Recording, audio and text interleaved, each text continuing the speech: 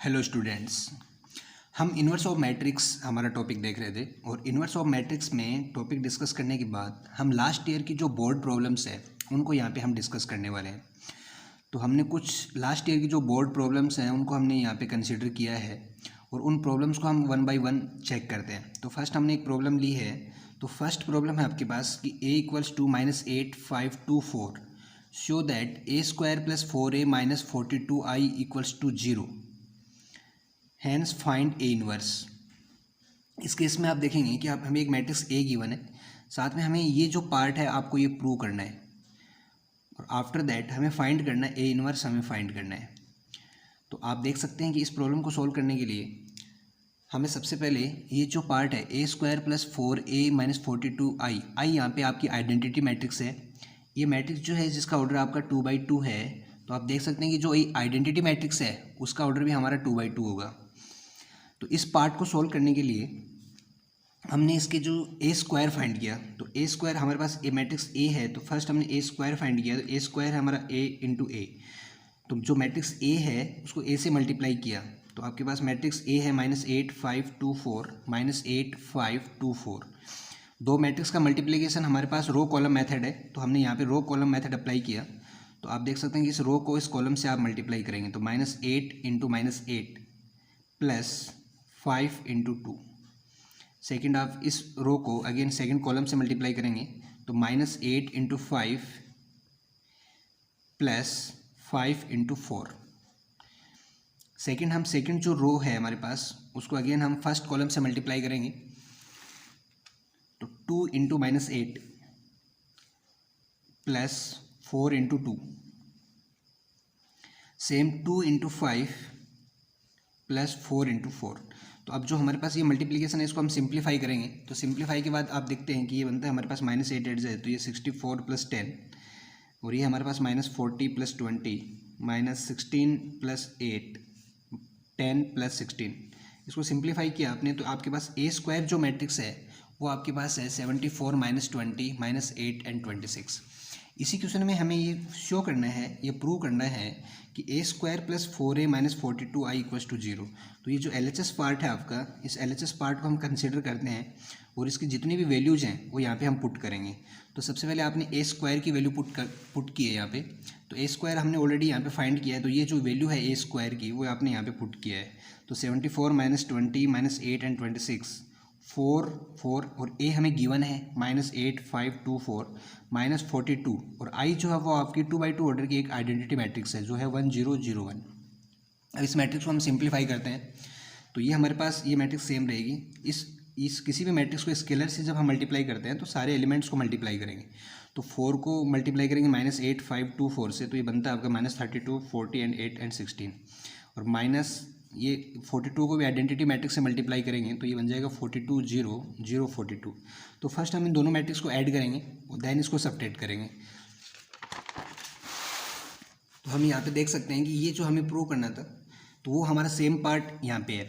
तो सबसे पहले इन दोनों मैट्रिक्स को हम ऐड करेंगे। तो यहाँ पे कोरस्पॉन्डिंग जो एलिमेंट है उनको हम ऐड कर रहे हैं। तो 74 प्लस -32 तो ये आपका 42 -20 प्लस 20 तो ये आपका 0 -8 plus 8 again 0 26 plus 15 this is 42 minus ये हमारे पास मैट्रिक्स है 42 0 0 42। दोनों को हमने सबट्रैक्ट किया तो आपके पास एक नल मैट्रिक्स आता है और यही हमें प्रूव करना था कि हमारा जो पार्ट है a square plus 4a minus 42i उसका जो रिजल्टेंट होगा वो 0 होगा। तो ये हमने यहाँ पे प्रूव किया। अब इसकी हेल्प से हमें फाइंड करना है ए इनवर्स। तो ए इनवर्स फाइंड करने के लिए हमारा जो रिलेशन है a square 4a minus 42i equals to 0, इसकी हेल्प से या इस रिलेशन को स्टार्ट करके हम ए इनवर्स फाइंड करेंगे। तो इसके लिए हम क्या करते हैं कि a square plus 4a equals to 42i इसको हमने थोड़ा सिंप्लीफाई किया। आफ्टर दैट बोथ साइड हमने ए इनवर्स से मल्टीप्लाई किया। तो इस पूरी इक्वेशन को हमने ए इनवर्स से मल्टीप्लाई किया है। तो ए इनवर्स से मल्टीप्लाई किया तो A inverse A square 4a A inverse और 42 ए इनवर्स। और यहाँ पे आप आई भी नोट कर सकते हैं क्योंकि ये आइडेंटिटी मैट्रिक्स है तो आप डायरेक्ट ए इनवर्स भी हम यहाँ पे लिख सकते हैं। हमारे पास रिजल्ट है कि ए इनवर्स जो होता है, जो मैट्रिक्स और उसका इनवर्स का जो प्रोडक्ट है वो हमारा आइडेंटिटी मैट्रिक्स होता है। तो ए इनवर्स जो है आपका यहाँ पे वो है आई। तो यहाँ पे हम चेक करेंगे कि इसकी जो वैल्यू है वो आपकी आई है, ये आपका ए, ये 4i this is 42 A inverse. अब हमें ए इन्वर्स फाइंड करना है, तो 42 ए इन्वर्स जो है वो ए आई को हम ए से नोट कर सकते हैं, दिस इज़ 4i। अब फर्स्ट हमें ए इन्वर्स फाइंड करना है, तो 42 ए इन्वर्स इक्वल्स टू हमने ए की वैल्यू यहाँ पे पुट की है ए प्लस 4 और आई जो है वो आइडेंटिटी मैट्रिक्स है। आफ्टर दैट हमने इसको सिंप्लीफाई किया अगेन, तो सिंप्लीफाई करने के बाद दोनों मैट्रिक्स को हमने ऐड किया है और ऐड करने के बाद आपने देखा कि जो ए इन्वर्स है आपका वो 42 को हमने RHS पार्ट में इधर डिवाइड किया, तो 142 अपॉन -4528। तो इस तरीके से हमने इस क्वेश्चन को सोल्व किया और ए इन्वर्स फाइंड किया। अब हम एक सेकेंड प्रॉब्लम देखेंगे। सेकेंड प्रॉब्लम काफ़ी इंपॉर्टेंट प्रॉब्लम है और ये CBSE और काफ़ी स्टेट बोर्ड में रिपीट हुई है, तो इस प्रॉब्लम को आप देख सकते हैं। तो प्रॉब्लम है आपकी find the product of matrices. दो मैट्रिक्स है मेरे पास जिनका प्रोडक्ट मुझे फाइंड करना है, and with the help of it, यानी इस प्रोडक्ट की हेल्प से solve the following system of linear equation. तो ये जो लीनियर इक्वेशन है मेरे पास, इसको मुझे सॉल्व करना है। तो फर्स्ट आप देख सकते हैं कि जो क्वेश्चन है आपके पास कि यहाँ पे दो मैट्रिक्स मेरे को गिवन है, उन दोनों का प्रोडक्ट मेरे को फाइंड करना है और जो प्रोडक्ट आता है उसकी हेल्प से मुझे ए इन्वर्स फाइंड करना है। Find the product of matrices and with the help of it solve the following system of linear equation. इनके प्रोडक्ट से मुझे इस लीनियर इक्वेशन को सोल्व करना है। आप देख सकते हैं कि जो लीनियर इक्वेशन है, तो सबसे फर्स्ट हम क्या करने वाले हैं, फर्स्ट इस जो लीनियर इक्वेशन है उनको हम मैट्रिक्स मेथड से रिप्रेजेंट कर रहे हैं। तो हमने इसको AX इक्वल टू B की फॉर्म में हमने रिप्रेजेंट किया है। किसी भी लीनियर इक्वेशन को सोल्व करने के लिए हमारे पास मैट्रिक्स मेथड है और ये मेथड हमने ऑलरेडी हमारे लास्ट वीडियो में डिस्कस किया है। अगर आप चाहते हैं कि इसका वीडियो देखना, तो हमारी वीडियो की लिस्ट में जाके आप इसका वीडियो सेपरेटली इसका वीडियो बना हुआ है, वहाँ से आप इसको चेक कर सकते हैं। तो फर्स्ट आपने देखा कि AX इक्वल टू B, तो A जो है वो आपको पता है कि जो XY Z है उनके कोफिशिएंट की मैट्रिक्स है आपके पास। X जो है वो आपके पास वेरिएबल है XY Z और B जो है वो आपका कांस्टेंट है 491। तो इस तरीके से आपने इस लीनियर इक्वेशंस को AX इक्वल टू B की फॉर्म में कन्वर्ट किया। अब मुझे फाइंड करना है लीनियर इक्वेशन को, तो लीनियर इक्वेशन का जो सॉल्यूशन होगा मेरे पास वो है X equal to A inverse B। ये अगेन हमारे पास फॉर्मूला है, दिस इज इक्वेशन फर्स्ट।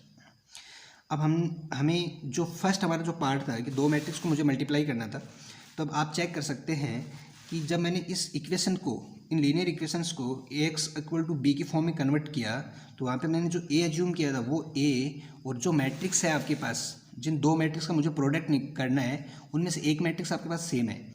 तो आप हम अगर यहाँ पे मैट्रिक्स को एज्यूम करें तो ये जो मैट्रिक्स है और ये जो मैट्रिक्स है वो सेम है, तो इस मैट्रिक्स को मैं A एज्यूम कर लेता हूँ और इस मैट्रिक्स को मैं कोई अनदर मैट्रिक्स यानी C एज्यूम कर लेता हूँ और दोनों का मैं प्रोडक्ट फाइंड करता हूँ।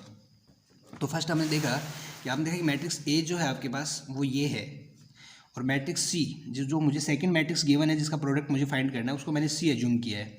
दोनों मैट्रिक्स का मुझे प्रोडक्ट फाइंड करना है, तो प्रोडक्ट AC। अब प्रोडक्ट के लिए मुझे दोनों मैट्रिक्स को मल्टीप्लाई करना है और दो मैट्रिक्स को मल्टीप्लिकेशन के लिए मेरे पास रो कॉलम मेथड है।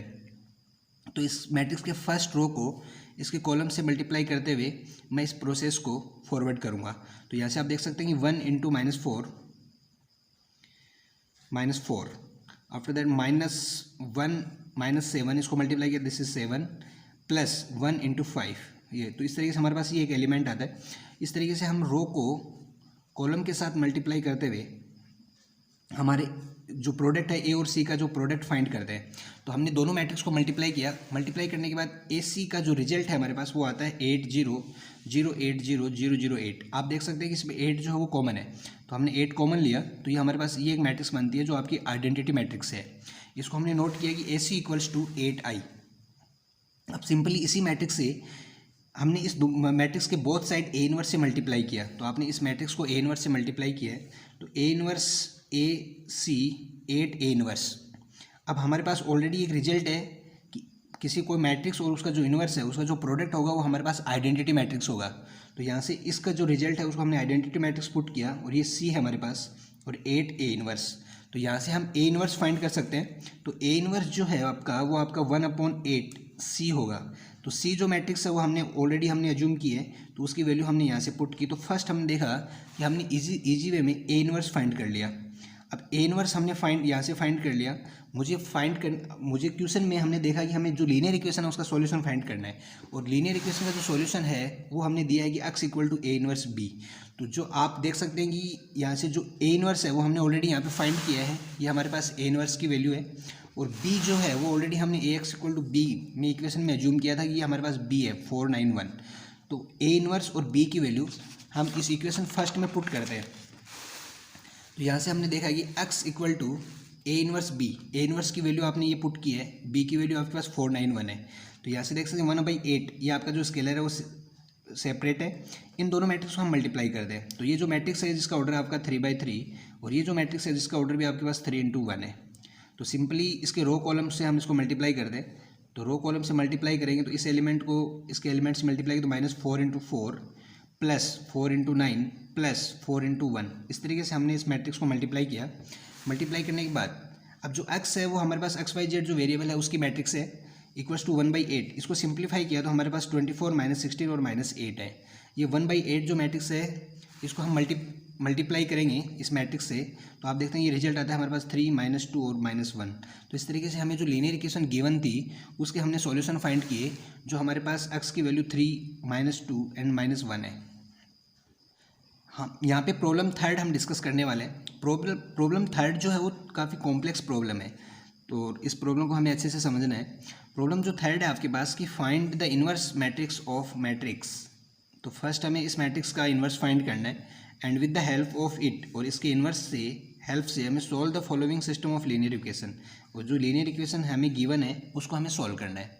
तो फर्स्ट हमें जो गिवन मैट्रिक्स है, सपोज दैट जो गिवन मैट्रिक्स है वो हमारे पास हमने उसको ए एज्यूम किया और हमें इस मैट्रिक्स का ए इन्वर्स फाइंड करना है।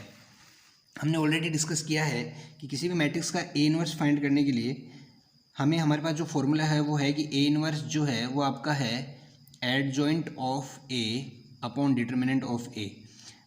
तो फर्स्ट अगर मैं चेक करूं कि ये जो मैट्रिक्स ए है इसका इन्वर्स एग्जिस्ट करता है या नहीं, तो सबसे पहले मुझे इसका डिटर्मिनेंट फाइंड करना होगा। तो फर्स्ट मैं इस मैट्रिक्स का डिटर्मिनेंट फाइंड करूंगा। तो इसका मैंने डिटर्मिनेंट फाइंड किया।